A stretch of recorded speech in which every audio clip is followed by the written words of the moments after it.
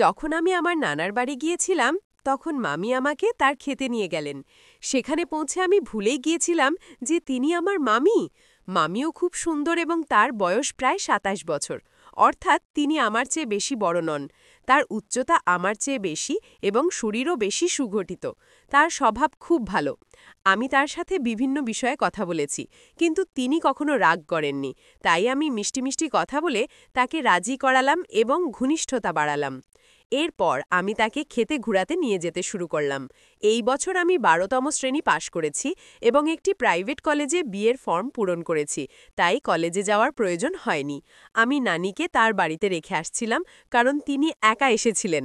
নানি বলেছিলেন যে তিনি একা চলে যাবেন, কিন্তু মা আমাকে একা যেতে দেননি এবং আমার সাথে পাঠিয়েছিলেন। আমি এবং নানি সন্ধ্যায় বাড়ি পৌঁছালাম এবং বাড়িতে শুধু মামি ছিলেন।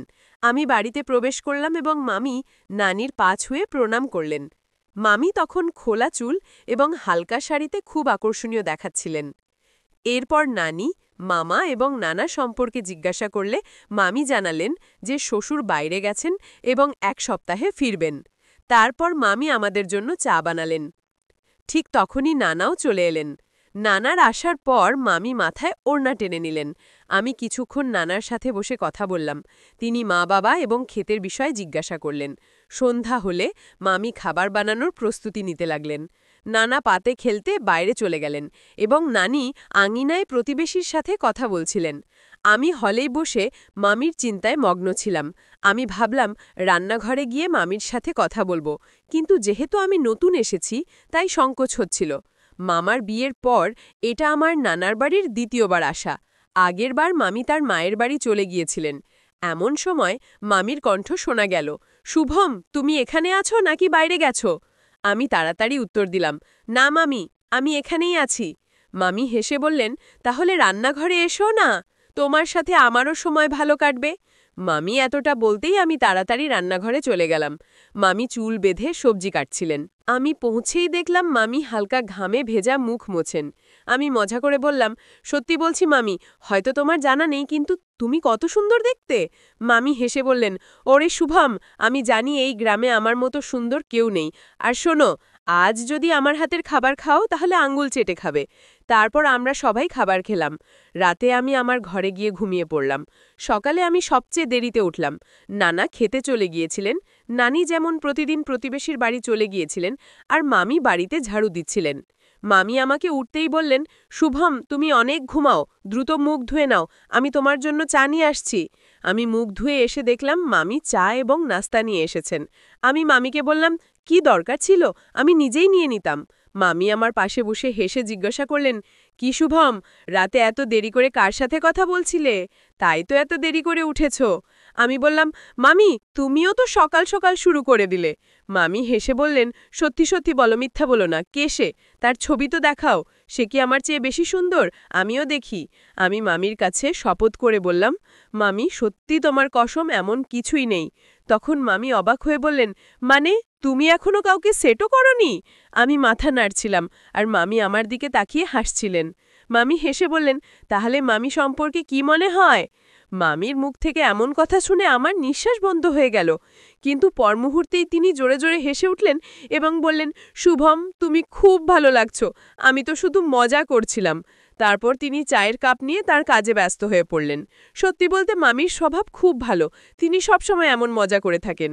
তাই আমিও ঠিক করলাম যে যেহেতু এত ভালো মামি পেয়েছি, তাহলে আমিও কিছু মজা করব। খাবার খাবার পর আমি মামির ঘরে গেলাম। মামি তখনই তার চুল ধুয়েছিলেন এবং শুকানোর চেষ্টা করছিলেন।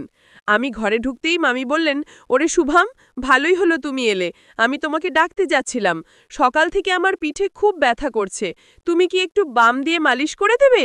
আমি তাড়াতাড়ি বললাম, ওরে মামি, এ কথা সকালেই বলা উচিত ছিল, আমি আগেই বাম দিয়ে দিতাম, তোমাকে অকারণে ব্যথা সহ্য করতে হলো না। তারপর আমি মামির পিঠে বাম দিয়ে মালিশ করা শুরু করলাম। মামি বললেন, এখন একটু সকাল থেকে বেশ আরাম লাগছে, ব্যথার কারণে আগে আমার অবস্থা খুব খারাপ ছিল। এরপর ৩-৪ দিন এমনি আনন্দে কেটে গেল এবং আমি মামির সাথে বেশি সময় কাটাতে শুরু করলাম। মামি এখন আমার কাছে একটি কিউট বন্ধুর মতো লাগতে শুরু করেছে। আমি বাড়িতে ফোন করে জানালাম যে আমি কয়েকদিন এখানেই থাকব। আসলে আমি মাত্র একদিনের জন্য এসেছিলাম, কিন্তু মামির সাথে সময় কাটানোর জন্য থাকার সিদ্ধান্ত নিলাম। এক সন্ধ্যায় সময় কাটানোর জন্য আমরা লুডো খেলছিলাম। মামি জিততে চলেছিল। তখন মামি হেসে বলল, শুভম, তুমি এখনো এই খেলায় কাঁচা। তোমার মামাও আজ পর্যন্ত আমাকে হারাতে পারেনি।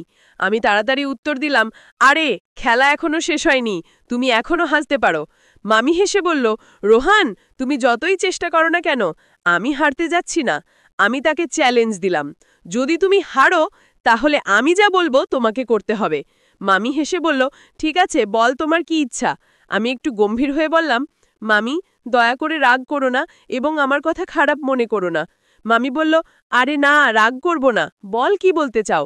আমি এক নিঃশ্বাসে মামিকে সব বললাম এবং শান্ত হয়ে গেলাম। মামি বলল, তুমি কি বলছো? তুমি কি বুঝতেও পারছো আমি তোমার মামি? আমি ক্ষমা চেয়ে বললাম, দয়া করে মামি, আমার কথা খারাপ মনে করো না। মামি হেসে বললেন, শুভম, আমি তোমার উপর কেন রাগ করব? কিন্তু তুমি ভেবে দেখো, আমি তোমার মামি। আমি বললাম, দয়া করে মামি, আমার কথা বোঝার চেষ্টা করো। মামি বলল, ঠিক আছে, কিন্তু একটু প্রতিশ্রুতি দাও যে তুমি এই কথা কাউকে বলবে না, এমনকি তোমার বন্ধুদের কেউ না। আমি খুশি হয়ে বললাম, পাকা প্রতিশ্রুতি মাম, কাউকে বলবো না। এমনই কথা চলছিল যে হঠাৎ নানি ডাক দিলেন, মনিকা, চা বানিয়ে দাও, ঘন্টা বেজে গেছে। মামি চা বানানোর জন্য রান্নাঘরে চলে গেলেন। কিছুক্ষণ পর আমিও রান্নাঘরে গিয়ে দাঁড়ালাম। এখন আমার পক্ষে এক মুহূর্ত দাঁড়িয়ে থাকা কঠিন মনে হচ্ছিল। আমি যেন মামির আগে পিছে ঘুরতে শুরু করলাম। মামি হেসে বললেন, শুভম, প্লিজ এত করো না, একটু সংযম রাখো। বাড়িতে সবসময় আম্মা থাকেন, আর এখন তো রাতে তিনি আমাদের পাশের ঘরেই ঘুমান, তাই আমি একটু চিন্তিত হচ্ছিলাম। পরের দিন মামি বললেন, এখন এমন করি শুভম, আমরা মাঠে যাই, সেখানে কেউ থাকবে না। আমি হেসে বললাম, মামি, পরে আপনি ক্লান্ত হয়ে পড়বেন আর তখন নাড়াতেও পারবেন না। মামি অবাক হয়ে জিজ্ঞাসা করলেন, কি? আমি বললাম, আপনি মাটিতে থাকবেন, সেখানে তো কাদা আর কাঠ থাকবে। মামি হেসে বললেন, শুভম, তোমার কথাই আলাদা, সেখানে আমাদের একটি ঝুপড়ি আছে। ঠিক আছে, আগে চা খেয়ে নি। মামি বললেন, এত তাড়াহুড়ো করো না, এখনো দিন পুরোপুরি শেষ হয়নি, একটু অপেক্ষা করি। আমরা কথা বলছিলাম, এমন সময় আম্মা ডাক দিলেন, তোমাদের কথা শেষ হলে চা নিয়ে এসো। তখন আমরা চা নিয়ে আম্মার কাছে গেলাম। আমি শুধু ভাবছিলাম কখন সন্ধ্যা হবে আর আমরা কখন মাঠে যাব। সূর্য ডুবতে শুরু করলে মামি নানির কাছে গিয়ে বললেন, আজ আমি আর রোহান মাঠে যাচ্ছি, তাড়াতাড়ি ফিরে আসব। নানি অনুমতি দিয়ে বললেন, ঠিক আছে, কিন্তু তাড়াতাড়ি ফিরে আসবে। এরপর মামি তার বেডরুমে গেলেন, একটি তেলের বোতল আর সেফটি নিলেন। আমি হেসে বললাম, মাম, তোমার তো অনেক অভিজ্ঞতা আছে। মামি মুচকি হেসে বললেন, রোহান, আজকাল তোমার অনেক কথা বলার অভ্যাস হয়ে গেছে, বেশি নাটক করো না। আমি মজা করে বললাম, মামি, তোমার মজা কখনোই শেষ হয় না। প্রায় 15-20 মিনিট কাঁচা রাস্তা হেঁটে আমরা শেষ পর্যন্ত মাঠে পৌঁছালাম। মাঠে পৌঁছে মামি ঝোপড়ির দরজা খুললেন, ভিতরে গিয়ে বাল্ব চালালেন। সেখানে একটি চারপাই আর কিছু ওষুধ ও সার রাখা ছিল। মামি বললেন, রোহান, এসব ছেড়ে দাও, এখন আমাকে তোমার সবচেয়ে ভালো বন্ধু মনে করো। এরপর মামি কিছুক্ষণ আমার সাথে কথা বললেন। তিনি অবিরাম হাসছিলেন। প্রায় আধ ঘন্টা পর আমরা দরজা বন্ধ করলাম, হাত পা ধুয়ে বাড়ির দিকে রওনা হলাম। পথে মামি মুচকি হাসছিলেন, কিন্তু আমি একটু বিব্রত বোধ করছিলাম। মামি হেসে জিজ্ঞাসা করলেন, এখন কেমন লাগছে রোহান? আমি উত্তর দিলাম, মাম, খুব ভালো লাগছে না। মামি বললেন, খালি মনে হতে পারে, কিন্তু চিন্তা করো না, সন্ধ্যার মধ্যে নর্মাল হয়ে যাবে। তারপর আমরা বাড়ি পৌঁছে খাবার খেলাম এবং আমি ঘুমিয়ে পড়লাম। পরের সকালে মামি চা নিয়ে এলেন। আমি তাকে ধন্যবাদ জানালাম। মামি হেসে বললেন, কালকের ধন্যবাদ আজ দিচ্ছ? আমি মামিকে বললাম, মামি, সম্ভবত কিছু ভুল হয়েছে, এমন করা উচিত ছিল না, কারণ আপনি আমার মামি। মামি হেসে বললেন, এখন তোমার ভুল লাগছে, কিন্তু এটা মনে রেখো, চিন্তা করো না।